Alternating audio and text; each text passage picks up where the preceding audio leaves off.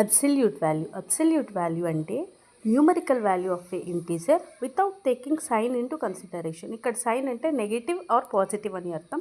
దానితో సంబంధం లేకుండా ఉన్న న్యూమరికల్ వాల్యూని మాత్రం రాస్తే దానిని అబ్సల్యూట్ వాల్యూ అంటాం. కంపారిజన్స్లో మనకు 2 కేసెస్ ఉన్నాయి. అండ్ కేస్ 1, రేషనల్ నెంబర్స్కి సేమ్ డినామినేటర్ ఉంటే ఎలా కంపేర్ చేయాలి.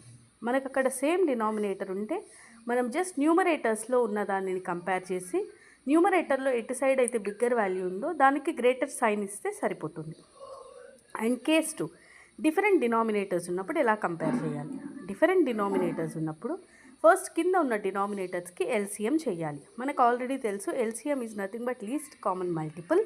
అండ్ డిఫరెంట్ డినామినేటర్స్ ఉన్నప్పుడు రెండు సేమ్ నెంబర్లో మల్టిపుల్స్గా రావు కాబట్టి 5 into 4 మల్టిప్లై చేసిన తర్వాత ఫస్ట్ ఫ్రాక్షన్ అండ్ సెకండ్ ఫ్రాక్షన్ని రాసుకున్న తర్వాత వీటి యొక్క ఆపోజిట్ డినామినేటర్స్తో మల్టిప్లై చేసి ఆ రెండు వాల్యూస్ని పక్కన ప్లేస్ చేసుకుని అప్పుడు మనకు ఫస్ట్ కేస్ అక్కడ వస్తుందన్నమాట. ఏంటి? Same denominator. So same denominator ఉంటుంది కాబట్టి న్యూమరేటర్స్ని కంపేర్ చేసి గ్రేటర్ సైన్ రాస్తే సరిపోతుంది.